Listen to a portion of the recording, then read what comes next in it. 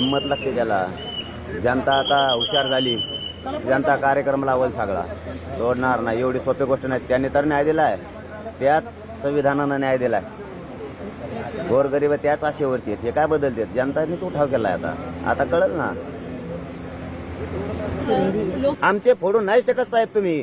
तुम्हाला आणखीन बी गृहमंत्र्यांना सांगतो मी, तुम्ही माया नादाला लागू नका. मी निष्ठावाने इमानदारी मी माझी जाती विकू शकत नाही. तुम्ही माया नादी लागू नका. गोडी गुलाबीने प्रश्न सोडवा. तुम्ही माया नादाला लागून तुम्ही मला आंदोलनात हलक्यात घेतलं होतं. तुम्ही मला इथून पुढे राजकारणात हलक्यात घेऊ नका. मला तिकडे जायचं नाही राजकारणात. मला बळच राजकारणात पडायचा प्रयत्न जर गेला, तुमचा कायमचा कार्यक्रम लागत. आणि लावल्याशिवाय बी आम्ही शांत नाही बसतो. कारण दलित बांधव, मराठा बांधव, मुस्लिम बांधव, लिंगायत बांधव, 12 बोलीदार सगळे आम्ही एकत्र येणार. होता ना, यांनी 2 मुख्यमंत्री उपमुख्यमंत्री केले. आमचे 7 व्हायनात काय फरक पडाय काय? जाऊन दे, सगळ्याचं एक आहे. नमस्कार. प्राध्यापक BG मांगले, जागर टाइम्स मध्ये आपल्या सर्वांचं स्वागत आहे. मित्रांनो, आजचा विषय हा निवडणुकीच्या संदर्भातला आहे. महाराष्ट्रातील निवडणुका लोकसभा 24च्या सुरू आहेत. अर्थात त्या देशात सगळीकडे सुरू आहेत. महाराष्ट्रातल्या 5 म्हणजे लोकसभासाठी आजचं मतदान आहे. आणि या मतदानाच्या दरम्यान मराठ्यांनी कशा पद्धतीने मतदान करावं याविषयी मी याच्या आधीचे अनेक व्हिडिओ केलेत. मित्रांनो, ते आज आवर्जून पाहावे. मी आज असं आपल्याला सुचवू इच्छितो, मराठ्यांना आरक्षण नाकारलंय. मराठ्यांना आरक्षण नाकारलंय याचा सत्ताधाऱ्यांना पश्चाताप झाला पाहिजे. म्हणजे भारतीय जनता पार्टी आणि त्यांचे घटक पक्ष जे आहेत, एकनाथ शिंदे आणि अजितदादा पवार, या तिघांनाही आपण मराठ्यांना आरक्षण नाकारून आपलं फार मोठं नुकसान झालंय असं वाटलं पाहिजे. अशा पद्धतीनं मतदान करणं ही काळाची गरज आहे, हे लक्षात ठेवा. अदरवाईज तुम्हाला गृहीत धरलं जाईल. म्हणजे एक घटना सांगतो. आर्य चाणक्य आणि असं स्पष्ट सांगितलंय, जो माणूस धोका देऊन आपल्याला पुढे जायचा प्रयत्न करतो, म्हणजे आपला स्वतःचा विकास करून घेतो, तो माणूस आपल्याला धोकेदायक कायमच राहतो. आणि तुम्ही त्याला आता नको, नंतर बघू, आज कशाला हे करायचं, संधी आले सोडू नका, त्याचा उट्ट काढाच, त्याला त्याची जागा दाखवून द्याच. हे आर्य चाणक्याने सुद्धा सांगितलंय. म्हणजे कित्येक वर्षापासूनची ही तरा आहे. कित्येक वर्षापासूनचा हा एक बिंबवलेला आपल्या सगळ्यांच्या मध्ये तत्व आहे की जो फसवतो त्याला त्याचं उत्तर दिलं पाहिजे. अनेक जण सांगतील असं कधी करायचं नाही. हो, तशा पद्धतीचे सांगणारे आपल्या समाजात भरपूर जण आहेत. कारण आयत्या वेळेला ज्यावेळेला त्यांना अडचण आहे त्यावेळेला ती वेगवेगळ्या सोंग घेऊन आपल्या समोर येत असतात. आपल्यातलीच काही माणसं फुटतील, म्हणजे आता जी फुटले ती सोडा, ते आता आपल्या सगळ्या समाजाला माहिती आहे, त्यांच्यावरती आपण विश्वास ठेवणार नाही. पण याच्या नंतर सुद्धा अनेक लोकांना ते आपल्यापर्यंत पोहोचवतील. जे अडचणीत आहेत त्यांना वेगळ्या मार्गाने हँडल करतील, किंवा अनेकांना काही पद द्यायचे आमिषे देतील. पण आमिषे देऊन आपल्यातल्या काही जणांना फसवण्याची शक्यता आहे. तेच आपल्या समोर येऊन सांगतील की जसं आपल्याला या भारतीय जनता पार्टीनं फसवलेलं आहे, तसंच त्या म्हणजे पवार साहेब असतील किंवा उद्धव ठाकरे यांनी सुद्धा फसवलेलं आहे. ते तसंच म्हणतील. हो, जरूर हे सत्य आहे, ह्याच्यात काही दुमत असायची गरज नाही. पण जर सगळ्यांना दहशत बसायची असेल तर आता ज्या सत्ताधाऱ्यांनी आपल्याला प्रचंड मोठा त्रास दिला असं मनोज जरांगे पाटील साहेब सांगतात. ते स्पष्ट म्हणतात की देवेंद्र फडणवीस साहेबांनी मराठ्यांचा सदैव द्वेष केलेला आहे. मराठ्यांच्या लेकी बाळांचं भलं व्हावं असं त्यांना वाटत नाही. म्हणजे हे स्पष्टपणे ते अनेक वेळा सांगतात. मतदान कुणाला करू अशी हा जो प्रश्न आपल्या मनात पडलेला असतो तो डायल्यूट करू नका, त्याला असं फार कमी हे करू नका. मतदान हे गांभीर्यानंच घ्या. 100%च मतदान करा.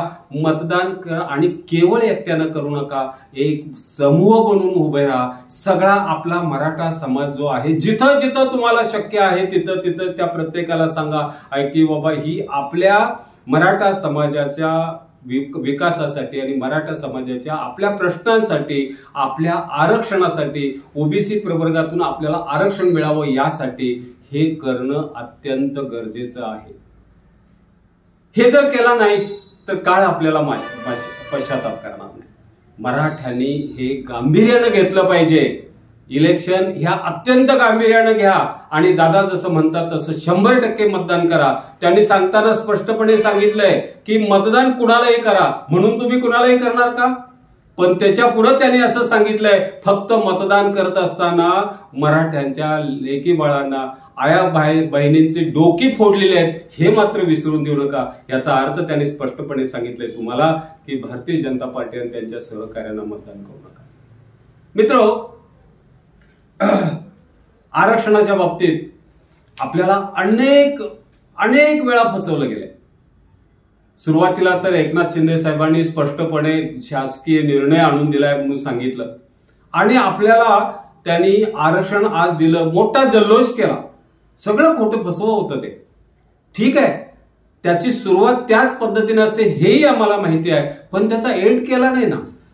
आज मराठ्यांना कुणबी प्रवर्गातून किंवा ओबीसी प्रवर्गातून आरक्षण जे हवंय, जे मनोजदादा जरांगे पाटील साहेब सांगतात त्या पद्धतीनं जर आरक्षण घ्यायचं असेल तर मराठ्यांनो सगळ्यांनी आपण एकत्रित उभं राहिलं पाहिजे, संघटितपणे उभं राहिलं पाहिजे, एकमेकाचे हात धरून उभं राहिलं पाहिजे. ताला सुरात सगळ्यांचा विषय एकच असला पाहिजे आणि तो म्हणजे मराठा तितुका मिळवावा. आणि हा महाराष्ट्र धर्म आहे, तो आपण म्हणतो वाढवावा. या ठिकाणी आपली ताकद वाढवा आणि ही ताकद सत्ताधाऱ्यांना दाखवून द्या. त्यांना पश्चाताप झाला पाहिजे. भारतीय जनता पार्टीला आणि देवेंद्र फडणवीस साहेबांना पश्चाताप झाला पाहिजे, अरे आपण मराठ्यांना फसवून आपण काय केलं. अशा पद्धतीनं जर आपण या इलेक्शन मध्ये जर उभे राहिलो तरच भविष्य काळात आपल्याला कुणीतरी भीतील, नाहीतर आपल्याला विचारणारच नाही. ही मंडळी गांभीर्याने इलेक्शन मध्ये जर जो काळ गांभीर्याने घ्यायचा आहे, जे सत्ता परिवर्तन करते, आपण ज्यांच्याकडे मागतोय त्यांना जर का स्थिरस्थावरपणे त्याच जागेवर जर बसू आपण दिलं तर कसे ते आपल्याला मानणार आहे. मित्रांनो, अबकी बार 400 पार म्हणणाऱ्या भारतीय जनता पार्टीला या वेळेला अत्यंत गरज आहे आणि त्याच वेळा त्यांना दाखवून द्यायची गरज आहे की मराठ्यांना डावलल्याचा तुम्हाला किती त्रास होणार आहे. मराठ्यांना म्हणजे वेगवेगळ्या पद्धतीनं त्रास दिलाय. म्हणजे आया बहिणींची डोके तर फोडलेली आहेत, त्यांच्यावरती केसेस काढल्या आहेत, मनोजदादा पाटलांची SIT लावली, अनेक बाबतीत त्रास दिलेला आहे. याचं उलट नाही तरी याचा परतफेड करायची वेळ आलेली आहे. हे सगळ्यांनी गृहीत धरा. कदाचित मनोजदादा जरांगे पाटील थेटपणे तुम्हाला सांगणार नाही की अमक्याला मतदान करू नका आणि तमक्याला मतदान करा. मान्य आहे मला. आज आपण दगडापेक्षा वीट मऊ या गतीनं पुढे जाणार आहोत. या लोकांना जर सत्ताधाऱ्यांना भीती घातली कारण याच्यानंतर अजूनच ते लगेच काय जात नाही, 7-8 महिने त्यांची सत्ता येणार आहे. त्या पिरियडमध्ये त्यांना विधानसभेला आपल्याला ही लोळवतील, कारण आपल्याला मनोजदादा पाटलांनी सांगितलंय की 6 जून नंतर आपण याच्यावरती विचार करणार आहोत आणि भविष्य काळात आपण स्वतः देणारे होणार आहोत. आपण भीक मागत त्यांच्या दारात जायचं नाही. ठीक आहे, पण हे जर घडायचं असेल तर आज त्याची पूर्व तयारी म्हणून आपण गांभीर्याने घेऊन या इलेक्शन मध्ये आपल्याला हा भाग करायचा आहे, हे लक्षात घ्या. मनोजदादा पाटलांचा विशेष रोख जो आहे तो देवेंद्र फडणवीस साहेबांचा आहे. देवेंद्र फडणवीस साहेबांनी काय काय केलं, काय नाही केलं असं विचारावं लागेल. म्हणजे घटनात्मक सगळ्या गोष्टी पायदळी तुडून वेगळे पक्ष फोडले. आपले मराठ्यांचे सगळे मुख्यमंत्री, उपमुख्यमंत्री सगळे आपल्याकडे घेतले. आज एकनाथ शिंदे शिवसेना फोडली आणि शिवसेना फोडून 13 खासदार, 40 आमदार आपल्याकडे घेतले. राष्ट्रवादी फोडली, अजितदादा पवारांना फोडले आणि अजितदादा पवारांच्या बरोबर 40 आमदार घेतले. अशोक चव्हाण फोडले. त्याच्या आधी नारायण राणे साहेबांना आपल्याकडे घेतलं. म्हणजे हे जे सगळं आहे, सगळे मराठे आज तिथे एकत्रित झाले, तथापि त्यांना अजूनही गॅरंटी येत नाही. ते कशामुळे, तर तुमची आणि आमची एकी आहे म्हणून.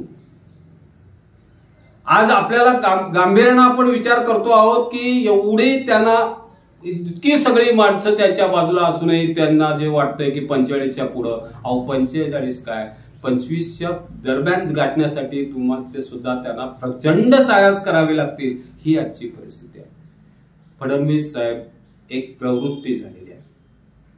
फडणवीस साहेब म्हणजे जसं दादा म्हणतात तसं ते मराठ्यांचे द्वेषी आहे. त्यांनी स्पष्टपणे स्वतःच सांगितलेलं होतं, मी पुन्हा येणार म्हणत असं मी पुन्हा आलो आणि येते वेळी 2 पक्षांना फोडून आलो. म्हणजे उद्धव ठाकरेंनी सांगत असताना कशामध्ये मस्ती दाखवावी, विचारात करावी, मी जास्तीत जास्त काम करून दाखवलं म्हणून करावी, तसं नाही. म्हणजे या पद्धतीचा जो विचार आहे हा विचार भविष्य काळात वाढायचा नसेल आणि आपल्यावरतीच या लोकांची पुन्हा दादागिरी व्हायची नसेल तर मी सर्व मराठ्यांना अगदी गांभीर्यानं सांगतो की या निवडणुकीमध्ये तुम्ही सर्वांनी भारतीय जनता पार्टी आणि त्यांच्या घटक पक्षांना त्यांची जागा दाखवून द्यावी लागेल.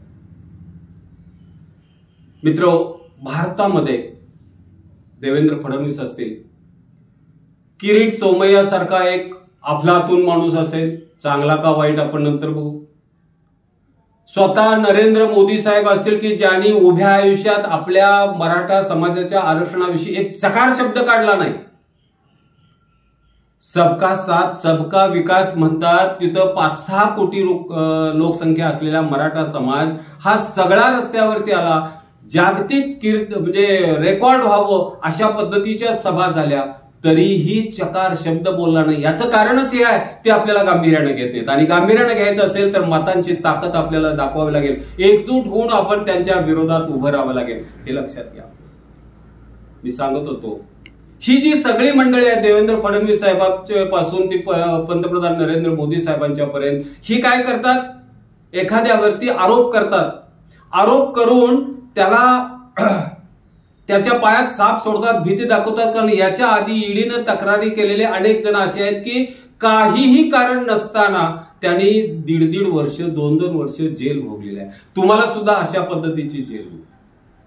ते आरोप करतात, पेपरमध्ये छापून येतं, समाजामध्ये त्यांच्याविषयी अतिशय वाईट मत निर्माण कसं होईल अशा पद्धतीनं बघितलं जातं. म्हणून मग हे सगळे आपले जे मराठा, खरं म्हटलं तर वाईट या गोष्टीचं वाटतंय, मराठा या शब्दात जे ताकद आहे ही ताकद या आमच्या पुढाऱ्यांनी आपल्या नेत्यांनी पाळली नाही.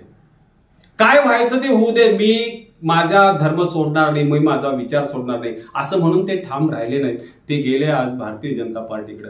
पण गेलेल्यांची काय परिस्थिती झाली हे आम्हा सगळ्यांना माहिती आहे. ईडीच्या बाबतीतली एक घटना सांगतो तुम्हाला. आपण त्या भुजबळाची नको घ्यायला. दुसरी ही गोष्ट एक महत्वाची या ठिकाणी सांगतो की जर आपण वेळेत शहाणे झालो नाहीत तर भुजबळ साहेब पुन्हा आपल्या डोक्यावर बसतील. इतकं करूनही यांनी आमचं काही बिघडलं नाही. म्हणजे एकटे भुजबळ नाही तर तो संपूर्ण राष्ट्रवादी असेल अजितदादांची किंवा एकनाथ शिंदेची शिवसेना असेल किंवा भारतीय जनता पार्टी असेल देवेंद्र फडणवीसांची, यांना दहशत ही बसलीच पाहिजे. आपल्या मराठ्यांच्या एकीची, ताकदीची, संघटितपणे आपण मतदान यांच्या विरोधात करू शकतो याची भय किंवा भीती ही बसली पाहिजे. एक लक्षात घ्या, या राज्यामध्ये पराकोटीचे अत्याचार या लोकांनी केले.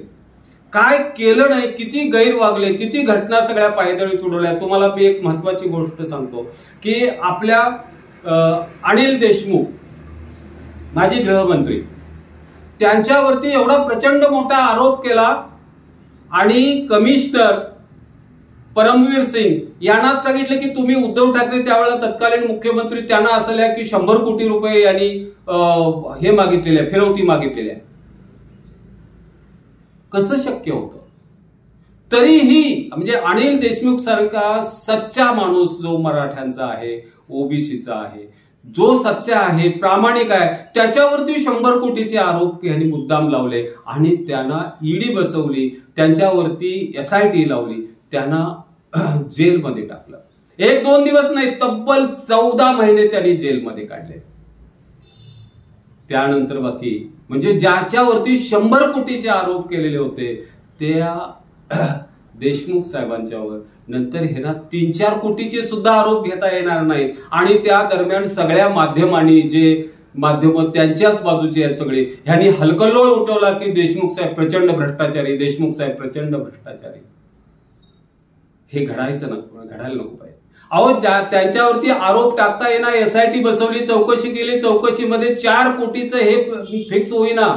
त्याने 4 कोटीचा चार्जशीट बनवायचं ठरवलं तरीही बनवता आलं नाही. शेवटी चार्जशीट 1,17,00,000 घेतली, पण तेही सिद्ध होत नाही. शेवटी जेलच्या बाहेर आले. अशा या राज्यात आपण राहतोय. आणि मराठ्यांचं एक कर्तव्य आहे, मराठे ही राज्यकर्ते आहेत म्हणून सगळे जण बघतात. आपण घरात खायला कमी असू पण समाजाचे सगळं हित बघणार असा हा आपला समाज आहे. हे लक्षात ठेवून वागा. आणि म्हणून मी म्हणतो, म्हणजे एक अजित केजरीवाल साहेबांचंही उदाहरण तसंच आहे. जवळजवळ 200-250 त्यांच्यावरती रेट टाकल्या पण 1 रुपया मिळाला नाही असं त्या अतिशय त्यांच्या प्रवक्त्या सांगतात. किंवा यांनी सांगितले की त्यांच्यावरती काहीही मिळालं नाही, तरीही त्यांना त्यांचे सगळे माणसं म्हणजे उपमुख्यमंत्री मनीष सिसोदिया असतील, संजय सिंग खासदार असतील, ह्या सगळ्यांना इनडेफिनिट कालावधीसाठी ते आत टाकायचा प्रयत्न त्यांनी केला. तर ही सगळी जी प्रवृत्ती आहे ही प्रवृत्ती, आणि त्यांनी स्पष्ट सांगितलेलं आहे म्हणजे पंतप्रधान मोदींनी की भविष्य काळात आम्ही हा अशा पद्धतीनं भ्रष्टाचाराच्या केसेस चालूच ठेवणार. लक्षात घ्या, त्यांच्या वृत्तीत कोणताही बदल होणार. वृत्तीत बदल जर व्हायचा असेल, त्यांना भय किंवा भीती वाटायची असेल, तर आपली एकजूट, आणि ती एकजूट मताच्या माध्यमातून त्यांच्या विरोधात आपण इतरांना आज तुम्हाला पुन्हा एक वेळ सांगतो, ते म्हणतील यांनी तरी आपल्याला कुठं काम मदत केली, उद्धव ठाकरेंनी, शरद पवार साहेबांनी किंवा काँग्रेसवाल्यांनी कुठं आपल्याला मदत केली, नसेल केली मदत, पण कुणाला तरी दहशत बसवायची असेल, हेच अजून सत्तेवरती आहेत, यांना काम केलं तरच आपल्याला उद्या मदत देतील, असं त्याची भीती त्यांना बसली पाहिजे. यासाठी तुम्ही हे लक्षात ठेवा. किती गोंधळ घातलाय. उत्तर प्रदेशमध्ये 80 सीटा आहेत खासदारकीच्या, एका दिवसात मतदान.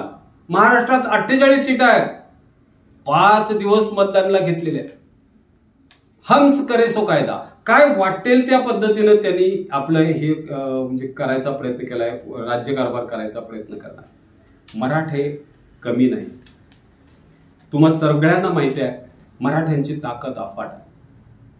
अहो हा आमचा कोल्हापुरातला पन्हाळगड फक्त 60 सैनिकांविषयी कोंडाजी फर्जंदनी घेतलाय, फक्त 60 मराठे. मी मराठे म्हणजे जातीवादी बोलत नाही या ठिकाणी.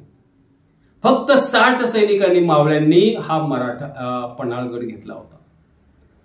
रामशेजचा किल्ला 400 सैनिकांनी 5.5 वर्ष झुंजवला होता औरंगजेबाला. ही मराठ्यांची ताकद आहे. कुठं घालवायला लागलाय? घालवू नका. ही एकी अशीच ठेवा आणि संघटितपणे ठामपणे उभे राहा, तरच आपल्या मतांची भीती आहे. मराठ्यांचं आरक्षण दिलं नाही याचा पश्चाताप त्यांना पदोपदी व्हावा, अशा पद्धतीने वागा असं मी म्हणेन. धन्यवाद. माझा हा व्हिडिओ आपण लाईक, शेअर आणि सबस्क्राईब करा.